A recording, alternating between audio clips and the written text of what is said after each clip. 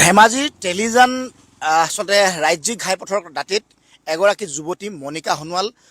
আচলতে fruit seller বিক্ৰী কৰি তেওঁৰ আত্মসংস্থাপনৰ বাবে তেওঁ আচলতে দিহা কৰিছিল আৰু সেইগৰাকী যুৱতীৰ অকাল মৃত্যু ঘটিল যোৱাকালি। আৰু এই স্থানতে যোৱাকালি সংঘটিত হ'ল এটা পথ দুৰ্ঘটনা। আৰু মই এটা দৃশ্যাংশ দেখুৱাইছোঁ যে এই স্থানত আচলতে নিৰ্মাণকাৰী সংস্থা শিৱম ইনফ্ৰা যি তেওঁলোকৰ কনষ্ট্ৰাকশ্যন আছিল, এই মাছখোৱাৰ পৰা ঢকুৱাখানা সংযোগী পথত তেওঁলোকে এনেকৈ পথৰ ওপৰতে আচলতে শিলগুটি বা দমাই ৰখাৰ ফলত আৰু ইয়াতে দুৰ্ঘটনাগ্ৰস্ত হৈ মনিকা সোণোৱালে অকাল মৃত্যু সাৱটিব লগা হ'ল। আৰু দুৰ্ঘটনা হোৱাৰ পিছত তেওঁক ততাতৈয়াকৈ ডিব্ৰুগড়ৰ অসম চিকিৎসা মহাবিদ্যালয়লৈ নিয়া হৈছিল যদিও কিন্তু তেওঁ মৃত্যুবৰণ কৰে। আৰু ইতিমধ্যে এটা কথা উল্লেখ কৰিব লাগিব যে এনেধৰণৰ নিৰ্মাণকাৰী সংস্থাই বা যধে মধে য'তে ত'তে আচলতে এনেধৰণৰ শিল তেওঁলোকে দমাই ৰাখে আৰু যাৰ ফলশ্ৰুতিত এনেধৰণৰ দুৰ্ঘটনা সংঘটিত হৈছে। আৰু পুৱাৰ ভাগলৈকে ইয়াতে এই পথৰ মাজ ভাগলৈকে কিন্তু শিলগুটি আছিল আৰু যেতিয়াই দুৰ্ঘটনা সংঘটিত হ'ল আচলতে তেওঁলোকে সেই দুৰ্ঘটনা সংঘটিত হোৱা স্থানডোখৰ পৰা সেই শিলগুটিসমূহ আঁতৰাই দিয়া পৰিলক্ষিত হৈছে। আৰু আমাৰ সৈতে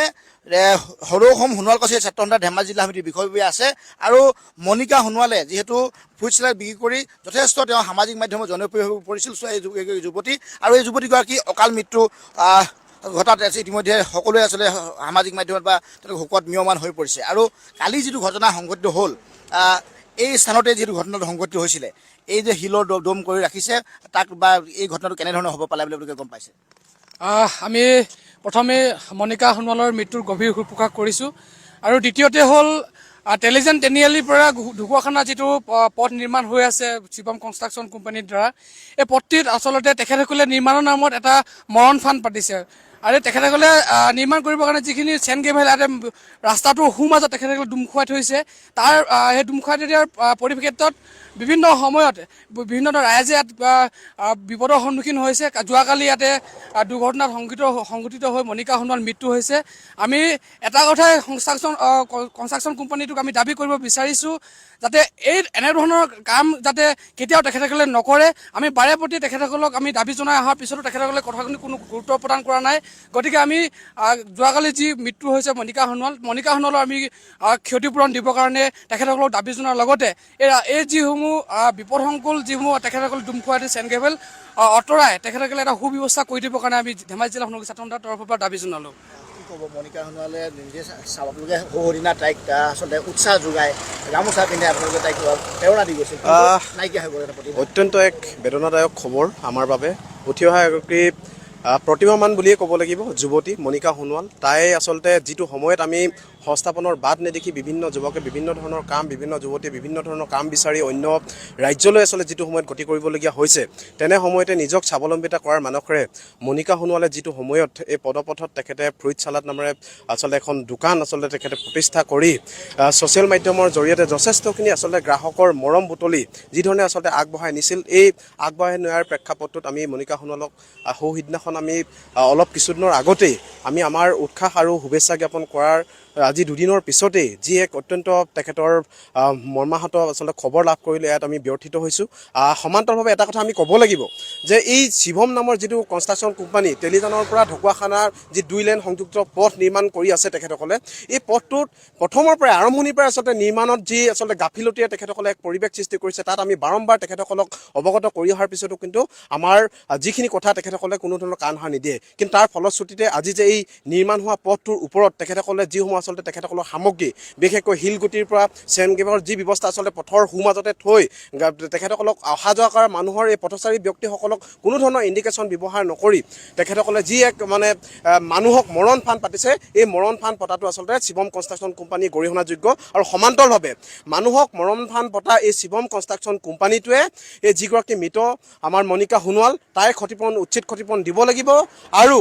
যদিহে এই ক্ষেত্ৰত তেখেতসকলে কিবা গাফিলতি কৰে, তেতিয়াহ'লে সদৌ অসম সোণোৱাল কছাৰী ছাত্ৰ সন্থাই ইয়াৰ আহিবলগীয়া পৰৱৰ্তী সময়ত আমি তেখেতসকলৰ বিৰুদ্ধে এক মানে প্ৰতিবাদী কাৰ্যসূচী ল'বৰ কাৰণে বাধ্য হ'ম আৰু ইতিমধ্যে আমাৰ জিলা সমিতি আমি আলোচনা কৰিছোঁ শিৱম কনষ্ট্ৰাকশ্যন কোম্পানীৰ বিৰুদ্ধে আমি প্ৰতিবাদ কৰিম যিহেতু তেখেতসকলে পথটো নিৰ্মাণকে আদি কৰি যিটো সময়ত আচলতে পথৰ মাজতেই শিল বালি ইটা আচলতে পেলাই থৈ যি এক মানে অপৰিৱেশ সৃষ্টি কৰিছে মানুহ মৰি যোৱাৰ এক পৰিৱেশ সৃষ্টি কৰিছে গতিকে এই শিৱম কনষ্ট্ৰাকশ্যনৰ বিৰুদ্ধে সদৌ অসম সোণোৱাল কছাৰী ছাত্ৰ সন্থাই তীব্ৰ প্ৰতিবাদ কৰি যাম জিলা প্ৰশাসনে কিয় কৰণীয় নাই জিলা প্ৰশাসনে ইয়াত কি কৰিছে আচলতে নিশ্চিতভাৱে এটা কথা ক'ব লাগিব এই ক্ষেত্ৰত জিলা প্ৰশাসনৰ যথেষ্ট গধুৰ দায়িত্ব আছে শিৱম কনষ্ট্ৰাকশ্যন বুলিয়ে নহয় যিসমূহ আচলতে পথ নিৰ্মাণকাৰী সংস্থা এই সংস্থাসমূহে আচলতে এই পথ নিৰ্মাণ কৰোঁতে যিসমূহ তেখেতসকলে দায়বদ্ধ আচলতে পালন কৰিব লাগে যিসমূহ দায়িত্ব তেখেতসকলৰ থাকে এই দায়িত্বখিনি সঁচা অৰ্থত সুচাৰুৰূপে তেখেতসকলে পালন কৰিছেনে নাই গতিকে এই ক্ষেত্ৰত এই প্ৰশাসনে দৃষ্টি দিয়াটো ভাল আৰু প্ৰশাসনে প্ৰতিটো মুহূৰ্তত তাত দৃষ্টি ৰাখিবলৈ যিহেতু এই পথটো অত্যন্ত মানুহৰ এক মানে অহা যোৱা কৰা এক মানে অত্যন্ত এক মানে কি বুলি কয় ব্যস্ততাপূৰ্ণ পথ গতিকে এই ব্যস্ততাপূৰ্ণ পথত এনেকুৱা ধৰণে আচলতে য'তেই যি মন যায় আচলতে যি ধৰণে আচলতে তেখেতসকলৰ মতেলে মানুহৰ মৰণ ফান সৃষ্টি কৰিছে এই কথাখিনিত কিন্তু আচলতে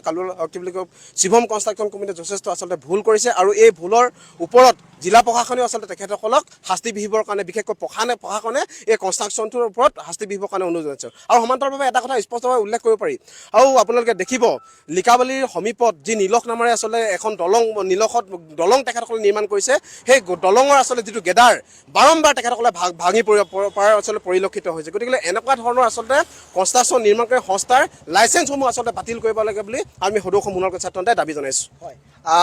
আচলতে কোনো ধৰণৰ সাংকেতিক চিহ্ন নোহোৱাৰ বাবেই যোৱাকালি এনেধৰণে সন্ধিয়াৰ ভাগত যিটো ঘটনা সংঘটিত হৈছিল সেই সংঘটিত ঘটনাত মনিকা সোণোৱালে মৃত্যু সাৱটিব লগা হ'ল আৰু অকাল মৃত্যু বুলি ক'ব লাগিব কাৰণ যদি সেই পথৰ ওপৰত এনেধৰণৰ আচলতে শিল দমাই নাৰাখিলেন তেনেহ'লে সেই আচলতে উদ্যমী যুৱতীৰ মৃত্যু নহ'লহেঁতেন আৰু আজি এটা কথা উল্লেখ কৰিব লাগিব যে সমগ্ৰ পথছোৱাত এনেধৰণে য'তে ত'তে শিল দমাই ৰখা কাৰ্যই আচলতে যি ধৰণৰ সাংকেতিক চিহ্ন শিৱম কনষ্ট্ৰাকশ্যনে আচলতে প্ৰয়োগ কৰিব লাগিছিল যি ব্যৱহাৰ কৰিবলৈ তেওঁলোকক পথ নিৰ্দেশনা থাকিব লাগিছিল তেনেধৰণৰ নিৰ্দেশনা নোহোৱাৰ বাবে এনেধৰণে নিশাৰ ভাগত এই ঘটনা সংঘটিত হৈছে আৰু যাতে লোকৰ মৃত্যু নঘটে তাৰ ক্ষেত্ৰত কিন্তু ধেমাজি জিলা প্ৰশাসনৰ কৰণীয় আছে আৰু জিলা প্ৰশাসনে এই ক্ষেত্ৰত বিহিত ব্যৱস্থা গ্ৰহণ কৰাৰ বাবে আমি আহ্বান জনাইছোঁ আপুনি বিচৰা বাতৰি পাব কেৱল নিউজ 18 এপত নিউজ 18 এপ ডাউনলোড কৰিবলৈ স্কেন কৰক এই QR কোড গুগল প্লে ষ্টৰতো পাব এই নিউজ 18 এপ